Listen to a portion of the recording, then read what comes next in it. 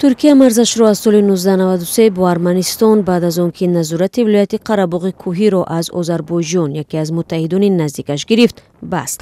تحلیلگران میگویند پس از آنکه نیروهای آذربایجان ماه گذشته این منطقه را دیگر باره گرفتند، امکان از جانب ترکیه لغو شدن محدودیتی که اقتصاد ارمنستان را خراب و آن را پایبند روسیه کرد به میان آمده است.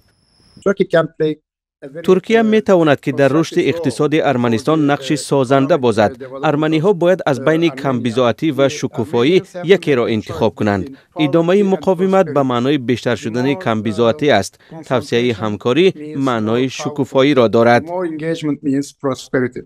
ترکیه به نشان بهبود روابط بعد زمین لرزه مرگبار ماه فوریه برای دریافت کمک ارمنستان مرز خود را باز نمود. سروزیر ارمنستان نیکول پاشینیان هم در مراسم ادای سوگند رئیس جمهوری ترکیه رجب طیب اردوغان در ماه می شرکت کرد. برای از نو باز کردن مرز با ارمنستان، انکره از یریوان طلب دارد که مرز ترکیه و سازشنامه صلح بین ارمنستان و آذربایجان را اعتراف کند. برخی از تحلیلگران میگویند یریوان آماده سازش است، زیرا میخواهد از زیر نفوذ روسیه رها شود. ختم جنگ یک قدم بزرگ در این سمت است. اقتصادیات گرایش به سوی غرب و دموکراتی سازی با راه درست حرکت دارد. یگانه عاملی که به این روند خلل میرساند خطر جنگ است. بنابراین اگر خف جنگ برطرف شود همه چیز آسان می شود. اما دورنمای امضای سازش صلح میان آذربایجان و ارمنستان در همین ماه با میانجیگری اتحادیه اروپا قربان شد که به گفته برخی از صاحب نظران به کشمکش‌های دیپلماتی میان رهبران اتحادیه اروپا و ترکیه تبدیل یافته است.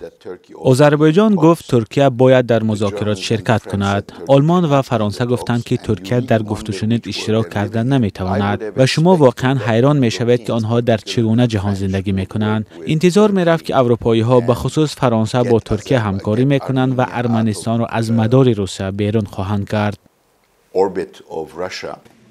ناظران میگویند رئیس جمهوری روسیه ولادیمیر پوتین از فرصت استفاده برده با مقصد به نفوذش نزدیکتر کردن رئیس جمهوری آذربایجان ایلهام علیف را به نشست منطقوی در قرقیزستان دعوت کرد. در آنجا پوتین میانروی در سازش صلح را پیشنهاد نمود. یریوان این پیشنهاد را نپذیرفت.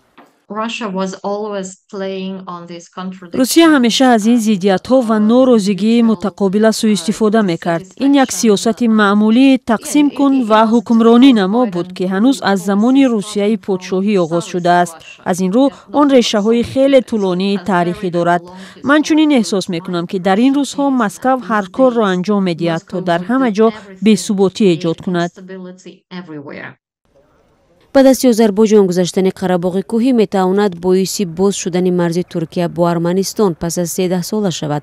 اما ناظران هشدار میدهند که مسکو هنوز امکان دارد این تلاش‌ها را بخصوص پس از ناکامی اتحادیه اروپا در میانجیگری سازش صلح بین باکو و یریوان برهم دهد.